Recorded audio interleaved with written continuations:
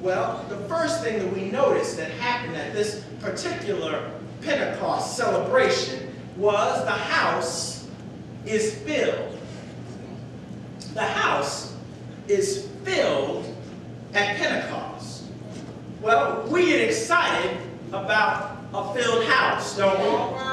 Especially in the church, amen? We think that all of our problems would be over if we could just fill the church with people.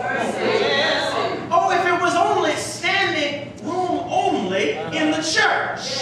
We think then our annual conference and district conference report would be good enough to impress the presiding elder and good enough to impress the bishop and to make our colleagues jealous of our accomplishments if we could just fill the church with people. Amen. We even dream about having a full house.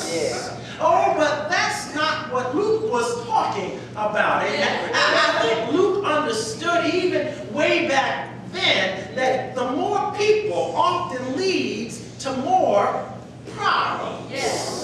Saints, hear me now and believe me later. I'd much rather have a people full of church than to have a church full of people. The filled house Dr. Luke was talking about here in our text this morning was not about who was in the house, but who filled those who were in the house. Let me say that again. He was talking about not those, He was talking about those who were filled in the house. What filled those in the house? Amen? Luke was talking about the heavenly sounds that were filling the house. Not the arguing that can happen when we find ourselves together in the same place but not on one accord. Luke was talking about the heavenly presence that filled the house, not the eyes that cut this way and the eyes that cut that way. Amen. When we find ourselves in the church building or in the church parking lot. Oh, y'all don't know anything about a parking lot.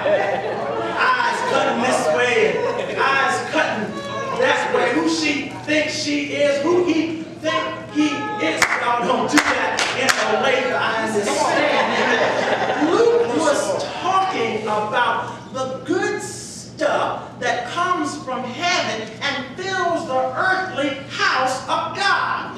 Not the envy and jealousy perpetrated by the haters who hang around hunting for the opportunity to hold down our praise, hold up our testimonies, hold out for us to fall on our faces, and who hold back their giving because they have timed their giving on whether or not they get along with their pastor, elder, or bishop. Come on. No, Luke was talking about a sound that comes from heaven.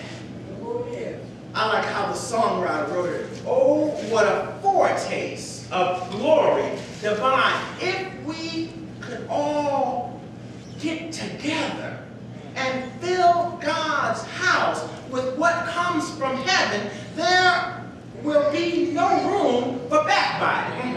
If we could get all together and fill God's house with what comes from heaven, there'd be no room for the haters to hate, no room for discord, disunity, or just plain old dissing to take root, because we be filled with God's good stuff that He set aside just for us. Oh, I'm glad about it.